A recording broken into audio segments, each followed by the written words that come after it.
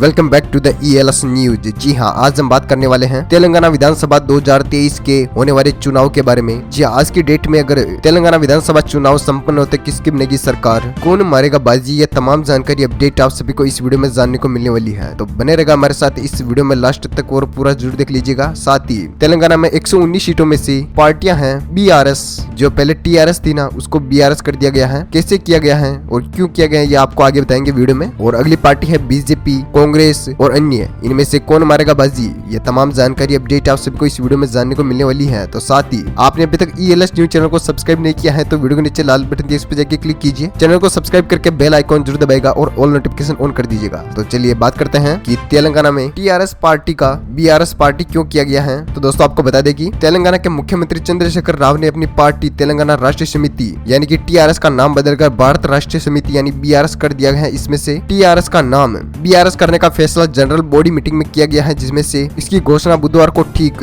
11:19 पर हुई थी। साथ ही अगले साल होने वाले लोकसभा चुनाव में एक संयुक्त मोर्चा तैयार करने के लिए विपक्षी नेताओं को मिलने के बाद तेलंगाना के मुख्यमंत्री चंद्रशेखर राव ने अपनी पार्टी तेलंगाना राष्ट्रीय समिति TRS का नाम बदलकर भारत राष्ट्रीय समिति BRS कर दिया है। इसमें से TRS का नाम बदलकर BRS करने का फैसला सही साबित हो सकता है। साथ ही आपको बता दें, पहले ही दिन में केसीआर ने विजयदशमी के अवसर पर अपने परिवार के साथ प्रगति भवन की पूजा की थी। वहीं पार्टी के लॉन्च कार्यक्रम में जद नेता और कर्नाटक के पूर्व मुख्यमंत्री HD कुमारस्वामी ने अपने 20 विधायकों के साथ TRS मुख्यालय में शामिल हुए और नाम के साथ ही केसीआर ने 2024 में राष्ट्रीय राजनीति के महत्वपूर्ण भूमिका निभाने पर अपनी महत्वाकांक्षा का संकेत दिया। साथ ही आपको बता दें कि तेलंगाना में 119 सीटों में से इलाहाबाद की 2 सीटों की बात करते हैं तो BRS के खाते में 1 सीट जाती हुई नजर आ रही है और BJP खाते में 0 और कांग्रेस पार्टी खाते में 1 और अन्य खाते में 0 सीट जा सकती है। साथ ही बात करते हैं भद्रादी की 5 विधानसभा सीटों के ओपिनियन पोल के बारे में। तो BRS के खाते में 2 विधानसभा सीटें जाती हुई नजर आ रही है। साथ ही BJP खाते में 1 सीट और कांग्रेस पार्टी खाते में भी 1 और अन्य खाते में 0 सीट जाती हुई नजर आ रही है। साथ ही बात करते हैं हैदराबाद की 15 विधानसभा सीटों के ओपिनियन पोल के बारे में। तो BRS के खाते में 3 विधानसभा सीटें जा सकती है और BJP खाते में 5 सीटें, साथ ही कांग्रेस पार्टी खाते में 2 और अन्य खाते में 5 सीटें जाती हुई नजर आ रही है। वहीं पर बात करते हैं तेलंगाना की 22 विधानसभा सीटों के ओपिनियन पोल के बारे में। तो BRS के खाते में 6 विधानसभा सीटें जाती हुई नजर आ रही है और BJP खाते में 6 सीटें, साथ ही कांग्रेस पार्टी खाते में 4 और अन्य खाते में 6 सीट जाती हुई नजर आ रही है। साथ ही बात करते हैं अगले जिले की, तो अगला जिला है जगतियाल की 3 विधानसभा सीटों की बात की जाए तो BRS के खाते में 2 विधानसभा सीटें जा सकती हैं, साथ ही BJP खाते में 1 सीट जा सकती है। वहीं कांग्रेस पार्टी खाते में 0 और अन्य खाते में भी 0 सीट का सामना करना पड़ सकता है। साथ ही बात करते हैं जनगांव की 3 विधानसभा सीटों के ओपिनियन पोल के बारे में। तो BRS के खाते में 3 विधानसभा सीटें जा सकती है और BJP खाते में 0 और कांग्रेस पार्टी खाते में भी 0 और अन्य खाते में भी 0 सीट जा सकती है। वहीं पर बात करते हैं जयशंकर भूपल्ली की 2 विधानसभा सीटों के ओपिनियन पोल के बारे में। तो BJP खाते में 1 विधानसभा सीट जाती हुई नजर आ रही है और BRS के खाते में भी 1 सीट और कांग्रेस पार्टी खाते में 0 और अन्य खाते में भी 0 सीट जा सकती है। साथ ही बात करते हैं तेलंगाना की 30 विधानसभा सीटों के ओपिनियन पोल के बारे में। तो BRS के खाते में 12 विधानसभा सीटें जा सकती हैं और BJP खाते में 8 सीटें और कांग्रेस पार्टी खाते में 4 और अन्य खाते में 6 विधानसभा सीटें जा सकती है। साथ ही बात करते हैं अगले जिले की, तो अगला जिला है जोगुलांबा की 2 विधानसभा सीटों के बारे में। तो BRS के खाते में भी 2 सीट जा सकती है और BJP, कांग्रेस और अन्य खाते में 0 सीट जा सकती है। साथ ही बात करते हैं कामारेड्डी की 3 विधानसभा सीटों के ओपिनियन पोल के बारे में। तो BRS के खाते में 2 विधानसभा सीटें जाती हुई नजर आ रही है और BJP खाते में 0 और कांग्रेस पार्टी खाते में 1 सीट और अन्य खाते में 0 सीट जा सकती है। साथ ही बात करते हैं अगले जिले की, तो अगला जिला है करीमनगर की 4 विधानसभा सीटों की बात की जाए तो BRS के खाते में 3 विधानसभा सीटें जा सकती है और BJP खाते में 0 और कांग्रेस पार्टी खाते में भी 0 और अन्य खाते में 1 सीट जा सकती है। साथ ही बात करते हैं तेलंगाना की 39 विधानसभा सीटों के ओपिनियन पोल के बारे में। तो BRS के खाते में 19 विधानसभा सीटें जा सकती है और BJP खाते में 8 विधानसभा सीटें और कांग्रेस पार्टी खाते में 5 और अन्य खाते में 7 विधानसभा सीटें जा सकती है। साथ ही बात करते हैं अगले जिले की, तो अगला जिला है खम्मम की 5 विधानसभा सीटों की बात की जाए तो BRS के खाते में 2 विधानसभा सीटें जा सकती है और BJP खाते में 1 विधानसभा सीट और कांग्रेस पार्टी खाते में 1 और अन्य खाते में भी 1 सीट जा सकती है। साथ ही बात करते हैं कोवरम भीम आसिफाबाद की 2 विधानसभा सीटों की। तो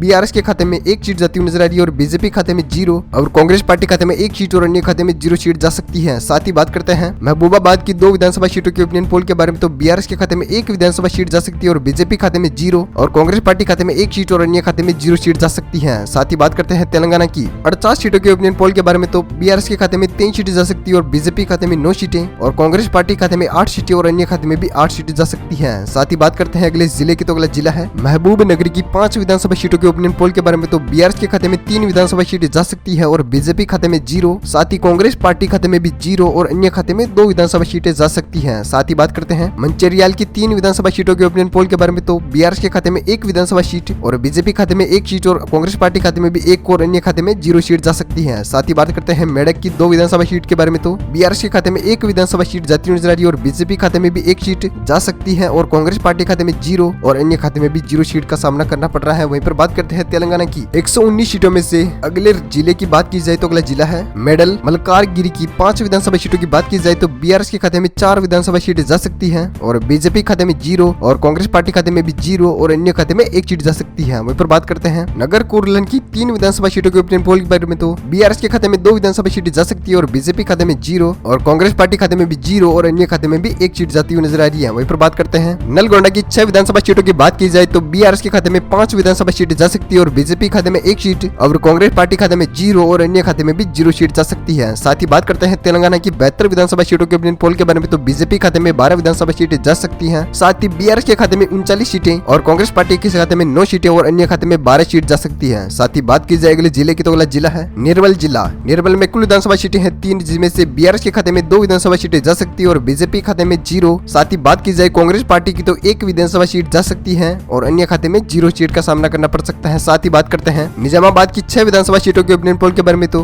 बीआरएस के खाते में 3 विधानसभा सीटें जा सकती है। साथ ही बीजेपी खाते में 0 और कांग्रेस पार्टी खाते में 1 सीट और अन्य खाते में 2 सीट जा सकती है। साथ ही बात करते हैं तेलंगाना की 81 विधानसभा सीटों के ओपिनियन पोल के बारे में। तो बीआरएस के खाते में 44 विधानसभा सीटें जा सकती है और बीजेपी खाते में 12 विधानसभा सीटें और कांग्रेस पार्टी खाते में 11 और अन्य खाते में 14 विधानसभा सीट का सामना करना पड़ रहा है। वहीं पर बात करते हैं अगले जिले की तो अगला जिला है पेदापल्ली की 3 विधानसभा सीटों की बात की जाए तो बीआरएस के खाते में 2 विधानसभा सीटें जा सकती है और बीजेपी खाते में 0 और कांग्रेस पार्टी खाते में 1 सीट और अन्य खाते में 0 सीट का सामना करना पड़ सकता है। साथ ही बात करते हैं राजन्ना सिरसिला की 2 विधानसभा सीटों के बारे में। तो बीआरएस के खाते में 1 विधानसभा सीट जा सकती है और बीजेपी खाते में भी 1 और कांग्रेस पार्टी खाते में 0 और अन्य खाते में भी 0 सीट का सामना करना पड़ सकता है। साथ ही बात करते हैं रंगारेड्डी की 8 विधानसभा सीटों के बारे में। तो बीआरएस के खाते में 4 विधानसभा सीटें जा सकती है और बीजेपी खाते में 2 विधानसभा सीटें और कांग्रेस पार्टी खाते में भी 2 और अन्य खाते में 0 सीट का सामना करना पड़ रहा है। वहीं पर बात करते हैं तेलंगाना की 94 सीटों के बारे में। तो बीजेपी खाते में 15 विधानसभा सीटें जा सकती है और बीआरएस के खाते में 51 विधानसभा सीटें और कांग्रेस पार्टी खाते में 14 और अन्य खाते में भी 14 विधानसभा सीट का सामना करना पड़ सकता है। साथ ही बात करते हैं अगले जिले की तो अगला जिला है रंगारेड्डी की 8 विधानसभा सीटों की बात की जाए तो बीआरएस के खाते में 4 विधानसभा सीटें जा सकती है और बीजेपी खाते में 2 विधानसभा सीटें और कांग्रेस पार्टी खाते में 2 और अन्य खाते में 0 सीट जा सकती है। साथ ही बात करते हैं संगारेड्डी की 5 विधानसभा सीटों के ओपिनियन पोल के बारे में। तो बीजेपी खाते में 0 विधानसभा सीटें जा सकती है